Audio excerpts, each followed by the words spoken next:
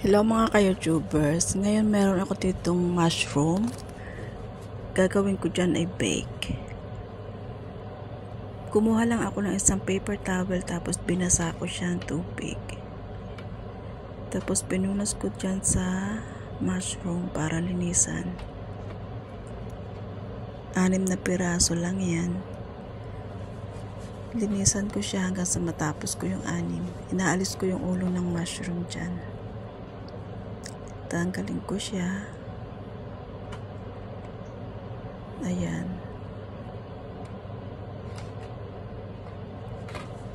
Pag natapos kong tanggalin isa-isa yan, yung pinaka-head ng niya, ng mushroom,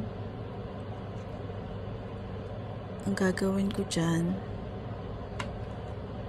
ay hiwaan ko ng maliliit para siyang para siyang mince. Ayan, natapos na. Set aside ko na siya. Tapos, ayan yung ulo ng mushroom.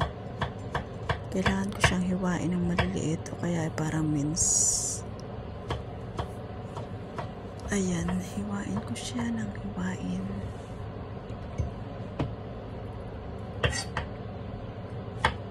Hanggang siya sa matapos.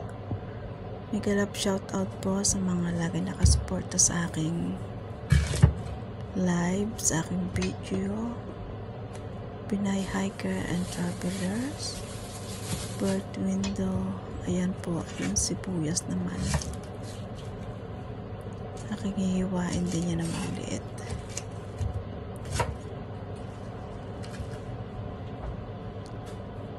Shoutout po sa mga masipag at mabait kong supporters. Si Pinay Hiker and Traveler, Bird Window, Sunrise PH, The Cook Smart. Ayan po. At saka po si Bird Window na lagi na lang nasa live ko. Salamat po sa inyo. Hiwain ko lang po yung sibuyas. Ganyan. Kasi meron ako nakaredy na minced pork. Ikikisa ko siya sa minced pork. Yung sibuyas saka yung mushroom, pagsasama-samahin ko lahat na.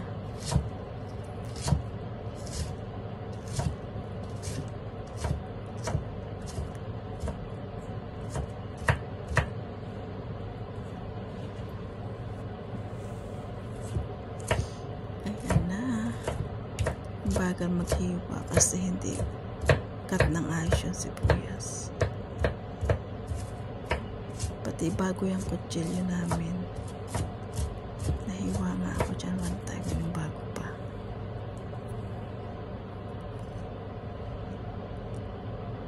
Ginisa. Yan na, kinisa ko na siya sa sibuyas, Mushroom, bawang, tapos saka sa pork, saka yung mushroom.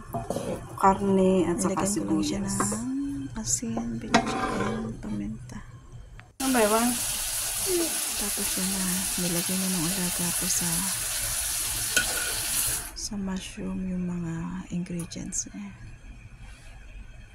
Ayan. Yung alaga ko ang tagalagay. Dumpres eh. Kasama ko kasi sa kusina kaya hindi ko na na-video ng ayos yung pagluluto ko ng minced pork. Truffle, what's up?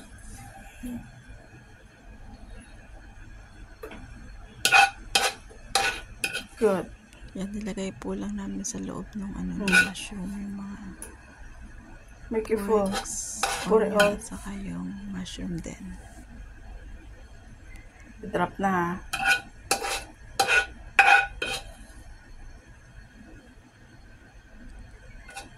Ayan, natatapos na siya. Okay lang. Thank you. Lagyan ko ng kaunting Tapos cheese. merong Ayan. Wala kasi cheese mozzarella. na ilalagay sa ibabaw. Cheddar cheese yan, kaya lang galing sa freezer, kaya hindi siya halos wahiwalay. Ayan, namaos na ako. Ganyan na ang luto ko dyan sa mushroom na yan, yung binibake ko. Kasi masarap yung i-bake yung mushroom na yan. Kaya kanya lang ang ginagawa ko tuwing bibili si Ami. Simple lang siya lutuin, hindi mahirap. Thank you for watching my video. Please like and share.